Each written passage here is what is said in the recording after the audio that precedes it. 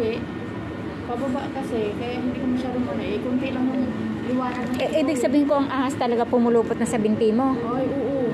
Gutom siya. Gutom siya po. Oo. Pero maliit lang yung ahas. Kalaksin lakalaan ng daliri. Parang, basta ganun. Tulo ako ganun ako, kaya di ko man matanggal agad. Ay, sabi ko ganun ako. Pero yung pinakaulo niya talaga nakakuha na. Nakakuha siya sa paa mo. Hindi ko talaga naramdaman, kaya ang ano ko lang, parang nasabit lang ako ba? Parang sabit lang. Pinanta lang niya.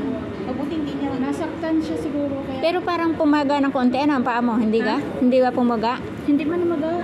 Hindi? Parehas lang ah. Ibig sabihin ko ito sa doktor na yan, yung mga sukat-sukat na yan, kung hanggang saan aabot ang kuwan. Kasi, oo. Kasi sinukat-sukat nila to eh. Oo. Kasi pag ayan, hindi agad be. Aakyat yan. Aakyat yan. Wala, hindi naman siya namaga eh. Oo. Hindi siya namaga. Naano ko lang, naramdaman ko lang na parang may mga hapde. Tapos pagdating ko sa liwanag nila, bakit may dalawang tuldo? Ay, ayun ko nga. Ay, ko niya yun. Nakadagdag na. Rin yung pinay na naglalaka din ng aso. Sabi ko, parang makagaka ko ng amas. Ha? Saan? Ito, may pulangan. Nakita ko kasi pumulong ko sa bilig sa paa ko. Tapos sabi niya, talian mo. Binigyan niya. Oo, kasi pag parang hindi siya aakyat eh. Oo. Parang hindi kwan. Tapos sabi niya, tawagan niya ako. Ilang araw ka nang nainom ng gamot? Kasi dapat may ilang araw yan na ako. Biyernes ng gabi ako dito eh. Biyernes ng gabi ka dito.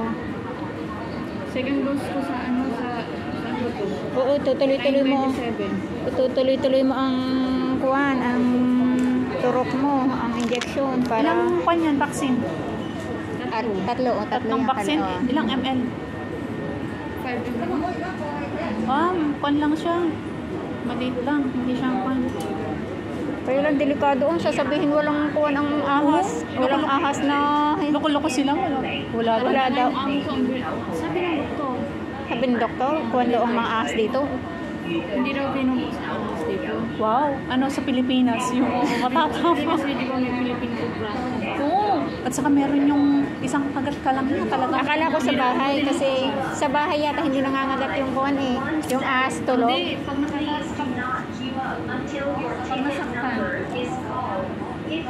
Baka nayapakan mo siya, hindi mo napansin, tapos pumulupot sa paa mo. Oo. Kasi hanggat hindi mo siya na kukuhan, na nakikilabutan ko pa rin. Kasi parang nagitna ko talaga yung katawan niya ba? Pag-apa ko sa kanyang ganyan siguro, kaya gumanon siya. Oo, kasi nayapakan. Oo. Kasi parang siya pumulupot.